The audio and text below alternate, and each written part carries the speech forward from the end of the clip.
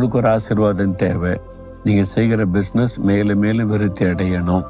உங்களுடைய குடும்பம் மேலும் மேலும் ஆசீர்வதிக்கப்படணும். வேலையில் மேலும் மேலும் நீங்கள் உயர்த்தப்படணும். ஊழியம் மேலும் மேலும் பெருகணும். அப்படி மேலும் மேலும் ஆசீர்வாதம் நமக்கு வேணும். அப்படி தேவன் ஆசீர்வதிக்கணுமானா உன்னுடைய கைகள் சுத்தம் உள்ளவர்களாக இருக்கணும் அப்படின்னு ஆண்டவருடைய வார்த்தை சொல்லுகிறாரு. சுத்தமான கைகள். லஞ்சம் வாங்குவது, அநியாயம் செய்வது, அக்கிரமம் செய்வது, கலப்படம் பண்ணுவது, அதாவது நம்பின மக்களுக்கு துரோகம் பண்ணது, இந்த மாதிரி காரியங்களை செய்யக்கூடாது. உங்களுடைய கைகள் சுத்தமாக இருக்கிறபடி உங்களை காத்து கொள்ளணும். இந்த மாதிரி அநியாய அக்கிரமங்களை செய்யும் போது அவங்க மேலும் மேலும் ஆசீர்வதிக்கப்பட முடியாது.